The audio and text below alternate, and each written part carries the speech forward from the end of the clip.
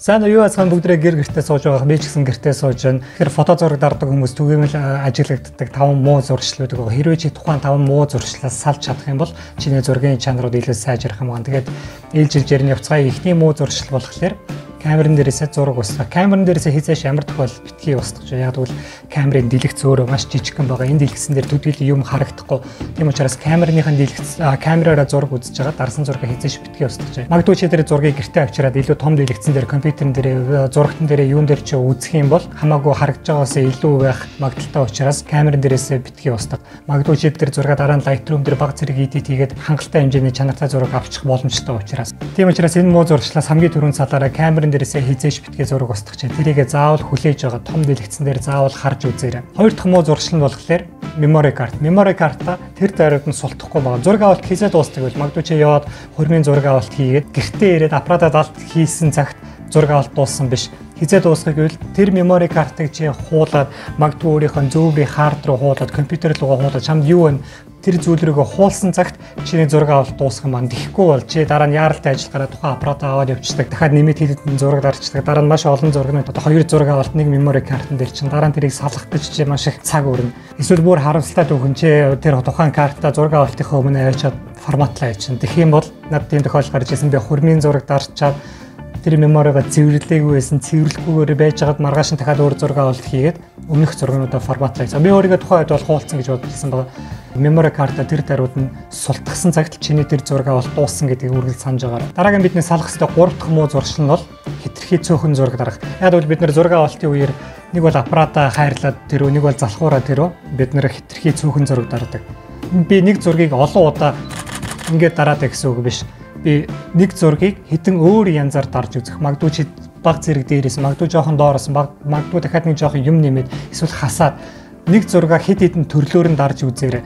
Тэгээд дараа нь тэр зураг авалтын дараа чи гэртээ ирээд харах юм бол чамд хэд хэдэн зургийн сонголтууд бий болох учраас тэр дотроос хамгийн сайныг сонгох боломжтой болох юм байна. Тэрнээс биш нэг зургийг маш олон удаа дарах, нэг өнцгөөсөө олон удаа дарах бол ямар ч шаардлагагүй. Тэгэх юм бол чи зүгээр аппаратныхаа хөшигний механизма хурдан эдэлж яана л гэсэн үг. Тэгэд өөр яаж дарах вэ гэд бодоод ирэхлээр чиний тархины чам шинийг бүтээх энэ булчинчаа ажиллаж эхэлдэг учраас дараагийн удаад чи маш хурдан маш сонирхолтой зургуудыг, маш сонирхолтой өнцгүүдийг өөртөө олж хардаг болох юм байна гэсэн.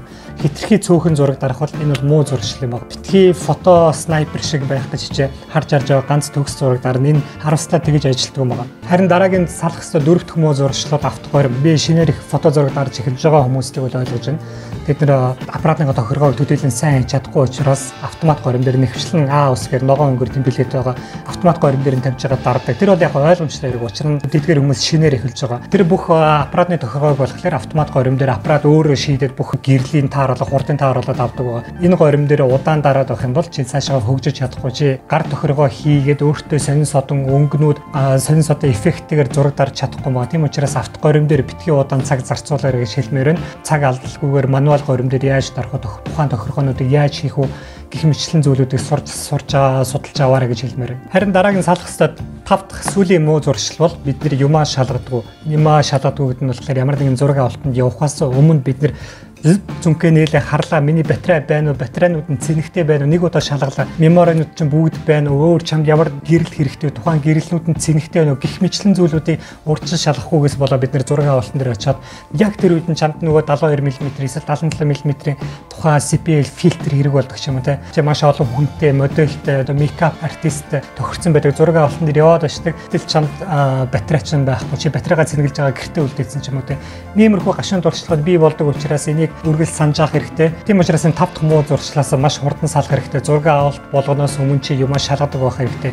Мөн энэ 5 дахь зүйлд нь юу орж ирэх вэ гэвэл аппаратаа цэвэрлэдэггүй гэсэн үг. Аппаратаа зайлшгүй цэвэрлэх хэрэгтэй, анхаарах хэрэгтэй. Ямар нэгэн газар нь тоос, шороо орсон байвал тухайн зураг авалтын дараа би бол өөрийнхөө аппаратыг яаж цэвэрлэх. Хэрвээ чамд сонирхолтой байвал энэ дугаарын доор комент хийрээ яаж аппаратаа цэвэрлэх вэ?